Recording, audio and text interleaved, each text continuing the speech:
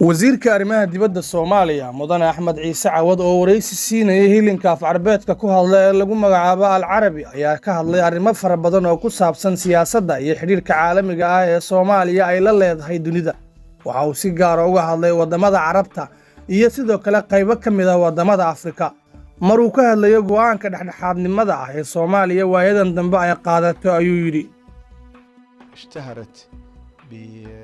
Soomaaliya waxa ay ku caan tahay dhexdhexaadnimada iyo sidoo kale sida wanaagsan ay ula falgasho arrimaha caalamka iyo xiriirka caalamiga. sidoo kale mar wax laga weydiiyay wasiirka arrimaha dibadda Soomaaliya isbeddelka weyn ee ka dhacay geeska Afrika ayuu yiri sidan mandiqada geeska Afrika waxa ay caan ku ahayd khilaafaadka iyo dagaalada sokeeye iyo dagaalada u dhaxeeya dawladaha. waxa yimid hoggaan wanaagsan Soomaaliya, Ethiopia, Sudan, Djibouti. intaas oo jirto waxa aan qaadnay dhabaha iskaashiga si meesha looga saaro dagaalada iyo khilaafaadka. taas oo jirto mandiqada geeska Afrika waxa ay qaaday dhabaha horumarka iyo iskaashiga dhanka amniga, dhaqaalaha iyo siyaasadda. Soomaaliya in safka ugu horeeya ayay ku jirtaa. الصومال هي في الصف الأول في هذه الجهود. wasiirka sidoo kale waxa la weydiiyay go'aankii dhexdhexaadnimada ahaa ay ka qaateen khilaafkii wadamada Khaliijka iyo saameynta uu ku yeeshay Soomaaliya. waxa uu yiri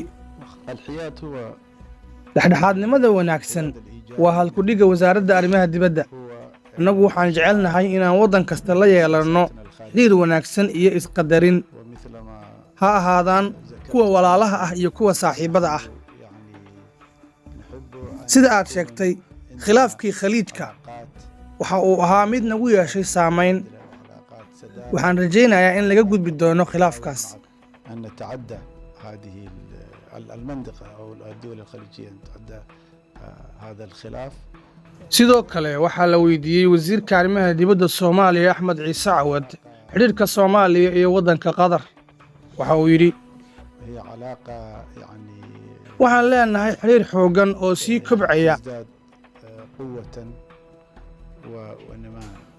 waxaan ka rajaynaynaa in xiriirkaasi uu noqdo mid joogto ah. قوية ودائمة. sidoo kale shacabka Soomaaliyeed waxa ay qadarin iyo qiimeyn u hayaan dawladda Qatar iyo shacabkeeda iyo hoggaankeeda wanaagsan. للشعب القطري وقيادته الحكيمة. wasiirka arrimaha dibadda ayaa sidoo kale waxa wax laga weydiiyay xiriirka Soomaaliya iyo waddanka Imaaraadka iyo sidoo kale saameynta ay leedahay shirkadda DP World ee laga leeyahay dalka Imaaraadka. waxa uu yiri شركة موانئ دبي DP World waxa ay sii xumaysay xiriirka, waxa ay khatar ku noqotay madax bannaanida iyo sidoo kale midnimada dhuleed ee Soomaaliya. خطر.